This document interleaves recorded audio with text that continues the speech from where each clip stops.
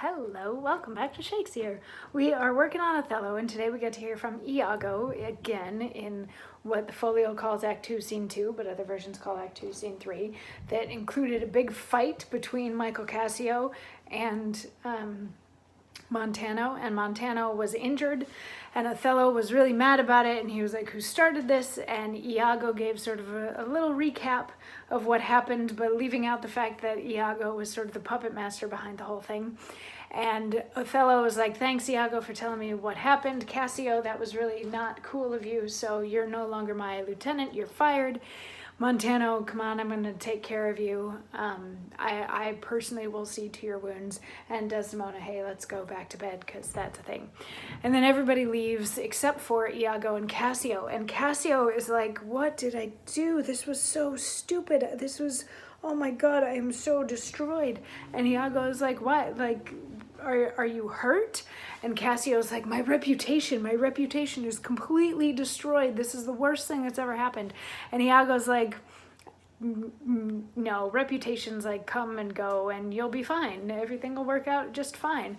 And Cassio's like, but I was drunk and that was stupid of me and everything. And Iago's like, but you know, you can make amends for it or whatever. Just, yeah, things will be great. And Cassio's like, you know what? I'm going to go to Othello and I'm just going to tell him that I was drunk and I'm going to beg for my job back. And Iago's like, it'll be fine. It'll be fine. Cassio's like, this is what I'm going to do. I'm going to go and I'm going to beg for my job. I'm going to blame it on the wine, even though it was really good wine. I'm going to blame it on the wine. And Iago says, you or any man living may be drunk at a time, man.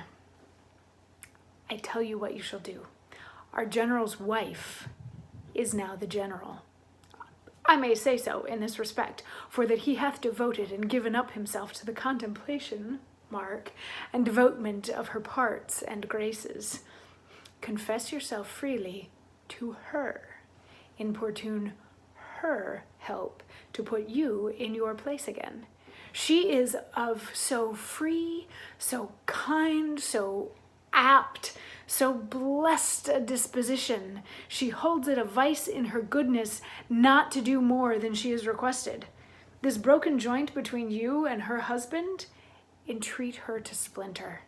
And my fortunes against any lay worth naming, this crack of your love shall grow stronger than it was before.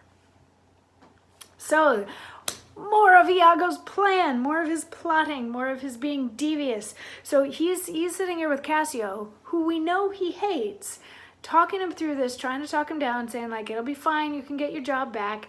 And then Iago's like, it's not just that you can get your job back because everybody's done something stupid while they were drunk at one point or another, but you should go to Desdemona and ask her to ask Othello to forgive you. Get in her good graces and have her mend these fences with Othello on your behalf.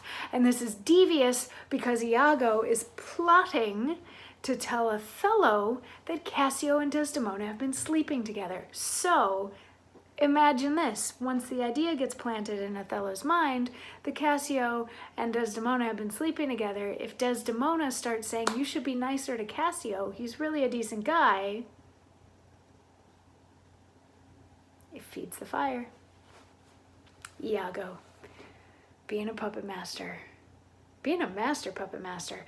But anyway, so Cassio's like, actually, that's a really good idea, and I'm going to take your advice. I'm going to go find her, and I'm going to see if I can set things right. And Iago's like, you totally got this. And then Cassio leaves, and Iago gets a moment on the stage by himself for a delicious monologue that we get to hear tomorrow. So I will see you then for that. Mwah.